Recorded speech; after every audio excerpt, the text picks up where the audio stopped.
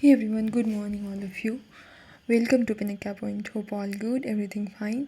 तो चलिए आज हम GI टैक्स देखेंगे 2023 और 2024 के जितने भी GI टैक्स, जितने भी स्टेट्स को GI टैक्स मिले हैं और जितने भी प्रोडक्ट्स को हम वो देखेंगे. उससे पहले हम थोड़ा सा स्टेटिक देखेंगे क्या कि ये GI टैग क्या होता है, किस मिनिस्ट्री के तहत दिया जाता है, इसका वैलिडेशन कितने साल के लिए होता है, ये अगर वर्ल्ड लेवल पर देखा जाए तो किस ऑर्गेनाइजेशन के द्वारा गवर्न होता है, इंडिया में ये किसके द्वारा गवर्न होता है, ये सब. और ये भी देखेंगे क्या कि पहला GI टैग कौन दिया और इंडिया में इसको इशू कौन करता है, और पहली बार इंडिया में कब शुरू हुआ, ये सब हम देखेंगे. और कितने कैटेगरीज में GI टैग दिया जाता है, यही मतलब ये ना बेसिक इन्फो देखेंगे. कभी कभी होता है कि बेसिक इन्फो से दे देगा, स्टेटिक से दे देगा. तो GI टैग्स क्या होता है अगर बेसिकली, तो GI टैग्स जियोग्राफिकल इंडिकेशन, मतलब उस रीजन के पार्टिकुलर ओरिजिन या लोकेशन से वो चीज़ बिलोंग करता हो, इसलिए इसका नाम भी तो जियोग्राफिकल इंडिकेशन, मतलब उस जियोग्राफी को, उस पार्टिकुलर ओरिजिन या लोकेशन को जो इंडिकेट करता हो कि हाँ हाँ ये चीज़ यहाँ का है. अगर मिनिस्ट्री देखें तो कॉमर्स और इंडस्ट्री मिनिस्ट्री में आता है. वैलिडेशन इसका 10 ईयर्स होता है. मतलब अगर किसी को भी कोई भी प्रोडक्ट हो, उसको GI टैग मिला है तो 10 साल तक उसका वैलिडेशन फिर से आपको रिन्यू करवाना होगा, मतलब उस प्रोडक्ट्स का GI टैग फिर से रिन्यू करवाना होगा. वही हम जो भी देखें कि ये एक साइन होता है जिसमें क्या कि एक सर्टेन प्रोडक्ट्स को एक स्पेसिफिक जियोग्राफिकल टेरिटरी में के तहत यूज किया, एक पार्ट उस वो मतलब उस पार्टिकुलर ओरिजिन और लोकेशन से बिलोंग करता है. और एक GI टैग देने का मतलब वो चीज़ उससे ही बिलोंग करता है और उसका नाम कोई नकली नहीं बना सकता है. ये चीज़ भी थोड़ा हो जाता है. वर्ल्ड लेवल पर देखें तो WIPO और WTO एग्रीमेंट दोनों के द्वारा गवर्न होता है ट्रिप्स के द्वारा. इंडिया में रेगुलेट होता है GI of goods, geographical indication of goods registration and protection act. कब आया था, अगर GI टैक्स का अगर किस एक्ट के तहत आया था इंडिया में पूछ लिया जाए तो 1999, 1999.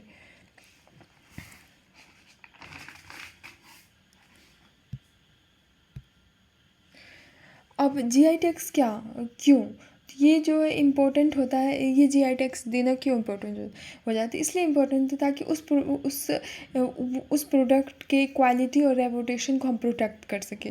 क्योंकि होता है क्या कि बिना अगर GI टैग नहीं दिए हैं तो पता चल रहा है क्या कि इंसान ना, मतलब वो उसका नाम लेकर कि वो चीज़ बहुत फेमस है at the world level, India level, on the world level और इंडिया लेवल पे, तो इंसान क्या करता है उसके रेपुटेशन और क्वालिटी को ऐसा रहता नहीं है, बस नाम देख के उसको मार्केट में बेच रहा है. और पता चला क्या कि उस चीज़ का, उस प्रोडक्ट्स का इमेज या मतलब मार्केट डाउन हो जाता है. तो इसलिए थोड़ा ये GI टैग इम्पॉर्टेंट हो जाता है कि उस प्रोडक्ट के रेपुटेशन और क्वालिटी को प्रोटेक्ट करने के लिए.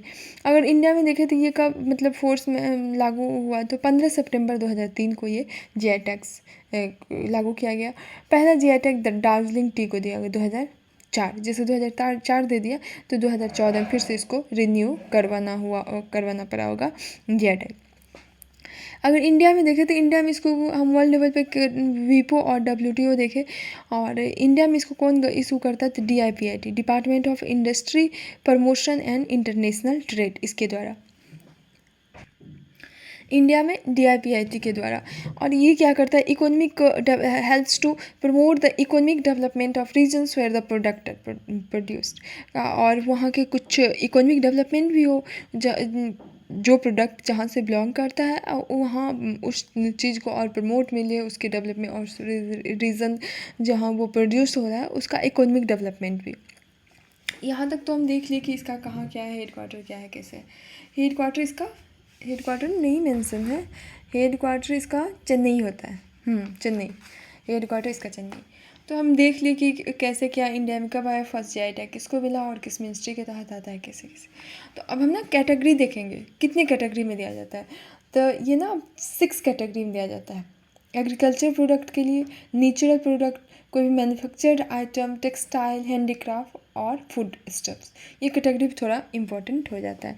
तो हम 2023 और 2024 में किस किस स्टेट्स की किस किस टेक्सटाइल्स हो गया, किस किस मैन्युफैक्चर्ड आइटम है या हैंडीक्राफ्ट है, एग्रीकल्चर प्रोडक्ट है या फूड स्टफ है, उसको हम देखेंगे। तो एक एक करके हम देखते हैं। पहले हम देखते हैं त्रिपुरा।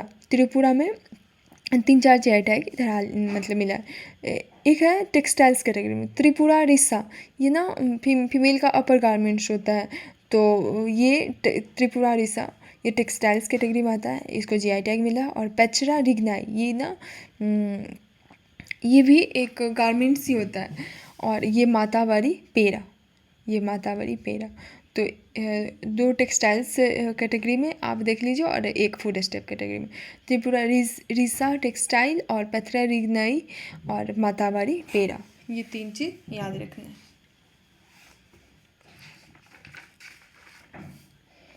अगला है मेघालय का। मेघालय में भी 3-4 को मिला है GI tag. Lakadong turmeric, Meghalaya का Lakadong turmeric. Gairo textile weaving, इस तरीके से अगर आप मतलब कहने का मतलब अगर आपको ट्राइब्स याद, जैसे गारो जयंतिया, इस तरीके से ट्राइब है मेघालय का। तो आप उस चीज़ से भी मतलब आंसर तक पहुंच सकते। गारो टेक्सटाइल वीविंग। लड़नई पोएट्री, एक पोएट्री होता है, उस पर बहुत मतलब अच्छे से वो कलाकारी किया जाता है। चुबितची, ये क्या है, ये राइस, एक ना अल्कोहलिक बेवरेज तैयार किया जाता है राइस से।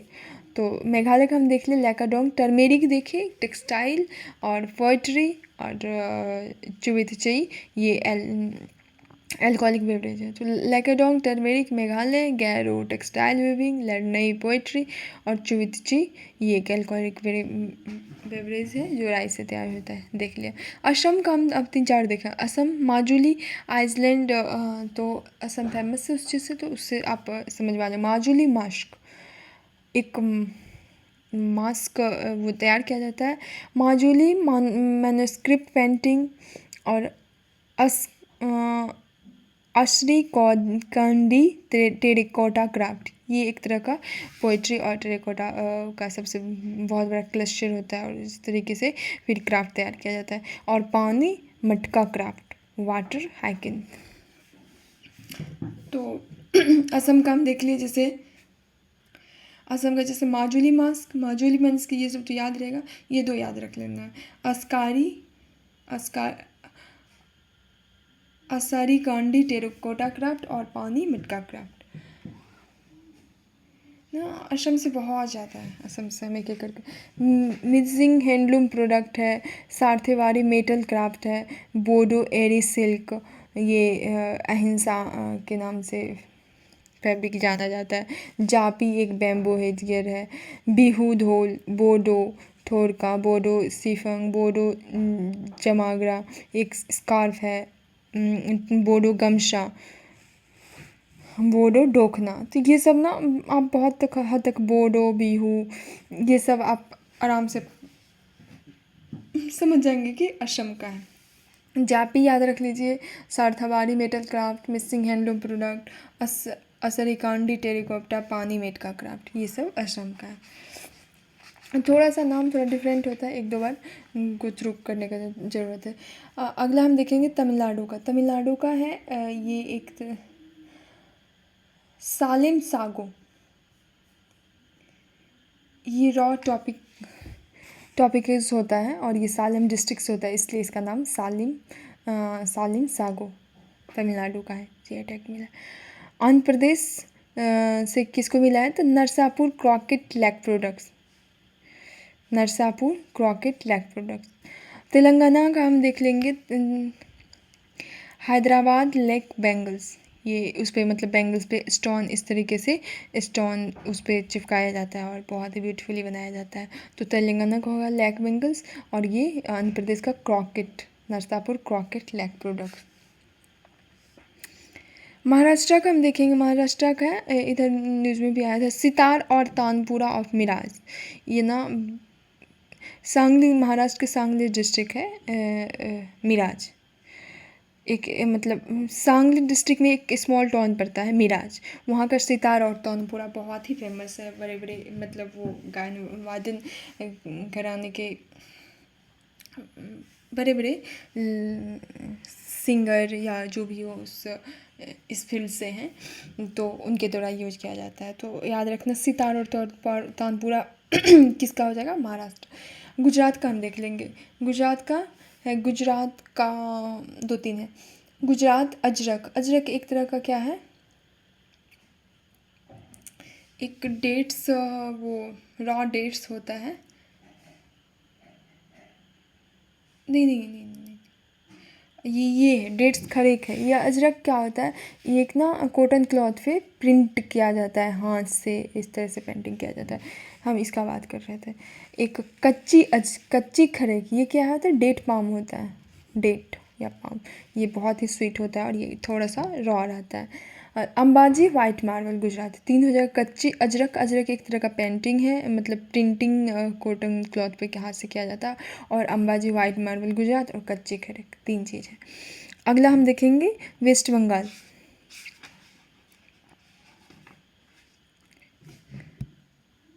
वेस्ट बंगाल का देखेंगे बैंगलोर मुस्लिन, एक तरह का हैंडलूम, बंगाल में हैंडलूम क्राफ्ट तैयार किया जाता है, परंपरागत होता है।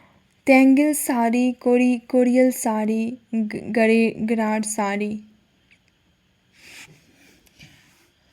और कलोनुरिया राइस, ये एक तरह का ब्लैक राइस होता है। और सुंदरबन हनी। तो याद रखना है तीन चार तरह का ये साड़ी है, उसको जीआई टैग मिला है। एक कलोनुरिया राइस है और सुंदरबन हनी है और बैंगलोर मुस्लिम। वेस्ट बंगाल का पाँच छः प्रोडक्ट से, मतलब पाँच छः इससे जीआई टैग मिला है, पाँचों छः कैटेगरी में लगे। बैंगलोर मुस्लिम और साड़ी तीन तीन, जैसे टैंगल साड़ी, कोरियल साड़ी, गराड साड़ी। और बंगाल में साड़ी भी ऐसे भी तो यूज ज़्यादातर किया जाता है। क्लोनिया राइस और सुंदरबन हनी, वेस्ट बंगाल। अब ना हम यूपी देखेंगे। ऐसे भी यूपी में मोस्ट जीआई टैग है, सबसे ज़्यादा जीआई टैग यूपी में।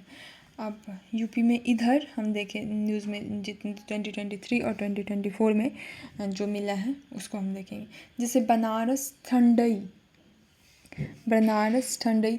और ऐसे भी जिसमें बनारस ये सब तो आप बनारस तबला, बनारस शहनाई, बनारस लाल भरवा मिर्च, बनारस लाल पेड़ा, बनारस तिरंगा बर्फ़ी, वो फ्लैग सैफरन वाइट ग्रीन, इस तरीके से बर्फ़ी तैयार किया जाता है। लखीमपुर खड़ी थारू एम्ब्रॉयडरी, एक कलाकारी किया जाता है हाथ से। लखीमपुर खड़ी पिलखोवा हैंड ब्लॉक प्रिंट टेक्सटाइल, ये भी हैंड से हाथ से तैयार किया पिलखोवा। और है बनारस मेटल कास्टिंग क्राफ्ट, वो मेटल को कास्ट करके क्राफ्ट तैयार किया जाता है। बरेली कैन एंड बैम्बो, और बैम्बो से क्राफ्ट तैयार किया जाता है। बरेली जरदोजी क्राफ्ट। तो ये सब हमारा यूपी को, जैसे ठंडई तबला, सहनाई, लाल भरवा मिर्च, लाल पेड़ा, तिरंगा बर्फ़ी, ये सब बनारस से। जैसे लखीमपुर खड़ी थारू एम्ब्रॉयडरी, ये भी है। हैंड ब्लॉक प्रिंट टेक्सटाइल, ये भी। पिलखोवा हैंड ब्लॉक प्रिंट टेक्सटाइल। और Banaras metal crafting casting craft, Bareilly का कैन और बैम्बो क्राफ्ट, बरेली का जरदोजी क्राफ्ट। और यूपी का पहला जीआई टैग किसको मिला था, सुरखा अमरूद, ये क्या गोभा, ये इलाहाबाद का है। 2008 और 9 में मिला किसको, यूपी का फर्स्ट जीआई टैग है सुरखा अमरूद। और हम ना अगला देख लेंगे ओडिशा, ओडिशा का देखेंगे। रायगाड़ा सॉल, डोंगरिया वहाँ के कौन ट्राइब होते हैं उसके द्वारा ये सॉल बनाए जाते हैं।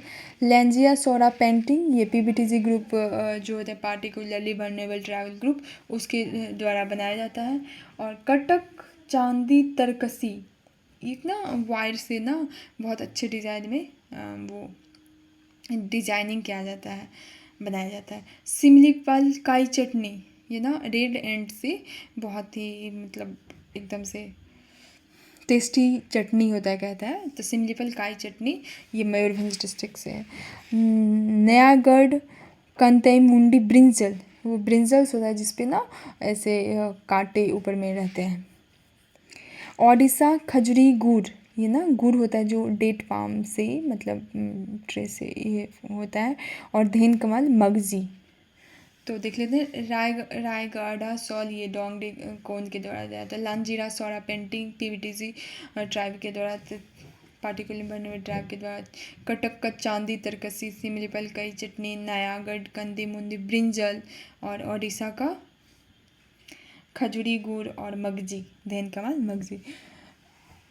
ये था 2023 और 2024 का यूपी जीआई टैग्स, जो मतलब डिफरेंट स्टेट्स को के प्रोडक्ट्स को मिला है।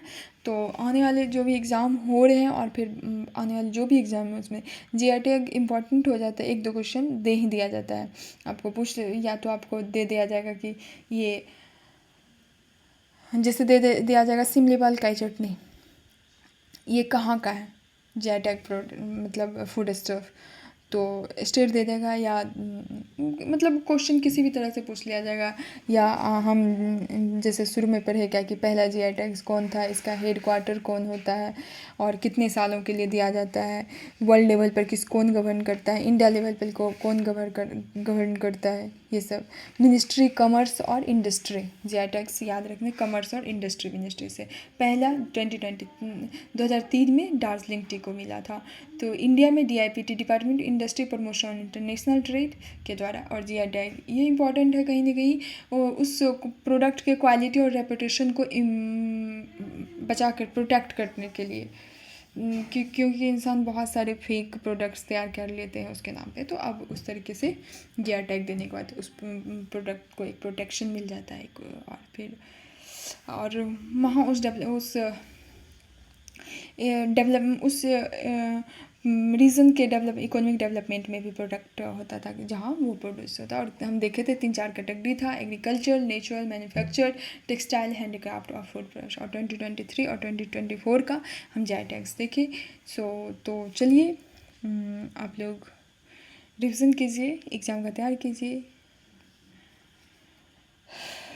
Best of luck for any your upcoming exam. आपका कोई भी अगर आने वाला एग्ज़ाम है तो उसके लिए best of luck, stay happy, thank you.